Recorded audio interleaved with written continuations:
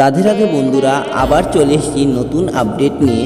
আজ আমরা দেখে নেব 2024 জি বাংলা মহালয়াতে কোন অভিনেত্রী কোন চরিত্রে আছেন। 2024 জি বাংলা মহালয়ার থিম হচ্ছে নবরূপী দেবী দুর্গা, অর্থাৎ 2015 সালের নবরূপী নবদুর্গার থিমকে রিপিট করা হচ্ছে, অর্থাৎ নবরাত্রির 9টি রূপকে দেখানো হবে। দেবী শৈলপুত্রী রূপে আছেন শ্রীপর্ণা রয়।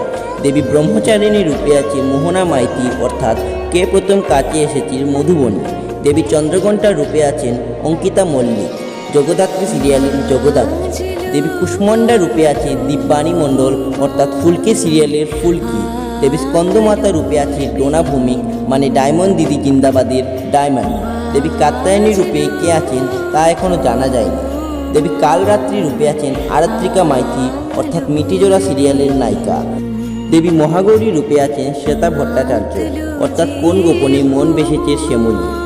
দেবী সিদ্ধিদাত্রী রূপে আছেন নিমফুলের মধুর পর্ণা।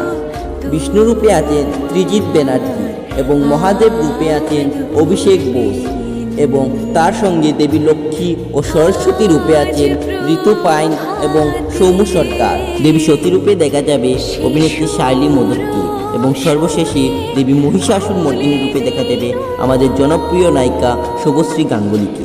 তো বন্ধুরা, কে কে জি বাংলা মহালয়ার জন্য এক্সাইটেড কমেন্টে জানাতে পারো, এবং ভিডিওটি ভালো লাগলে লাইক করো। রাধে রাধে।